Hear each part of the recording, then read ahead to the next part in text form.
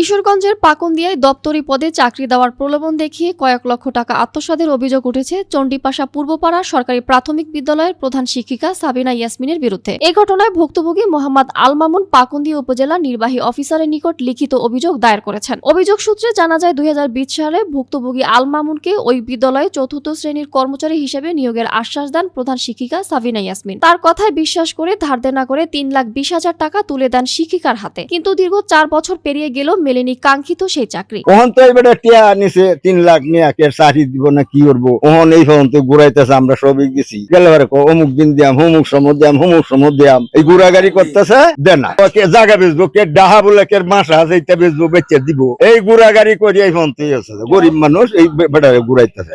আমরা 3 লাখ ইঞ্চি চাষি বলিয়া নিয়ে আসে আর চাষি আর দেনা না দেয়া খালি ডেট করে। তখন চেয়ারম্যান সাহেবের সাথে জানলাম চেয়ারম্যান সাহেব সুপারিশ করা হয়েছে খালি ডেট করে। আর ময়মুরব্বীরা যারা আছে তারা লেও গেছি, তারা লোক খালি ডেট করে আর টাকা দেয় না। তখন আমার অবস্থা খুব হীন, চলতাম পারি না, ফুলাহন লিয়া অনেকটার বিচার চাই। টাকা ফেরত চাইলে শুরু হয় টালবাহানা। স্থানীয় সালিশ বৈঠকে টাকা নেওয়ার কথা স্বীকার করে 3 লাখ টাকার একটি চেক দিল ব্যাংক থেকে, তা বাউন্স হয়ে ফিরে আসে। 2020 সালের দিকে আমার কাছে চাকরির কথা বলে 3,20,000 টাকা নিয়েছিল আর কি সাবিনা ইয়াসমিন প্রধান শিক্ষক। বলছে চাকরি দিবে প্রথম অবস্থায়, কিন্তু চাকরি দিছে না। পরে বলছে টাকা দিবে, কিন্তু টাকাও দিতে পারছে না।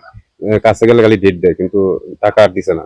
পরে এলাকাবাসী নিয়ে স্কুলে গেছি, পরে সালিশের মতো পড়ছি আর কি। পরে একটা চেক দিছে, চেক দিছে প্রতিষ্ঠানের নামে, এর মধ্যে কোনো টাকা নাই, অ্যাকাউন্টে কোনো টাকা নাই। আমার চাচার নামে চেক দিছে। কাছে গেলে খালি ডেট দেয়, কিন্তু টাকা আর দেয় না। 6 বছর ধরে টাকাটা দিছি, আমার আর্থিকভাবে অনেক দুর্বল হয়ে গেছি। টাকাটা উদ্ধার চাই এবং ওই মহিলার শাস্তি চাই। অভিযোগের বিষয়ে কথা বলতে বিদ্যালয়ে গিয়ে দেখা যায় নির্ধারিত সময়ের আগে ছুটি দিয়ে চলে যান অভিযুক্ত শিক্ষিকা। মুঠোফোনে যোগাযোগ করা হলে তিনি সব অভিযোগ অস্বীকার করেন। আপনার দায়িত্ব এটা না, এটা তো জায়গায় রাজনীতি, কার কাছে কয়টা নিচ্ছে না, আপনার দায়িত্ব না। সমাজ অন্য কিছু এটা দেখতে কোনো টাকাই নেই।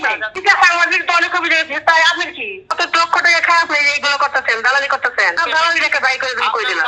তবে অভিযোগের সত্যতা প্রমাণিত হলে বিধি অনুযায়ী ব্যবস্থা নেওয়ার আশ্বাস দিলেন উপজেলা নির্বাহী কর্মকর্তা ও প্রাথমিক শিক্ষা কর্মকর্তা। হ্যাঁ, এই সংক্রান্ত একটা অভিযোগ আমার কাছে এসেছে। হ্যাঁ, আমরা তুলনা করে অচিরে আমরা নিষ্পত্তি করবো। নিষ্পত্তি যদি করতে পারি সে তখন আমি জানাতে পারবো আপনাকে। যেহেতু সে শিক্ষক হিসেবে কর্মরত রয়েছে, সেই ক্ষেত্রে এইরকম অনৈতিক কাজ করা কোন রকমের কোনো শিক্ষকের জন্য শোভন না এবং সেটা করতে পারে না। আইনগত সেটা অবশ্যই বাধা রয়েছে। সেই ক্ষেত্রে যদি কারো কাছ থেকে যদি টাকা নিয়ে থাকে এবং যেহেতু আমাদের শিক্ষক স্কুলেই কোনো দপ্তরি নিয়োগের বিষয়ে কথা বলে থাকে, সেই ক্ষেত্রে আমরা তাদের সাথে জিজ্ঞেস করে যদি এরকম কোনো ঘটনা ঘটে থাকে আমরা তার বিরুদ্ধে ব্যবস্থা নেওয়ার জন্য চেষ্টা করব।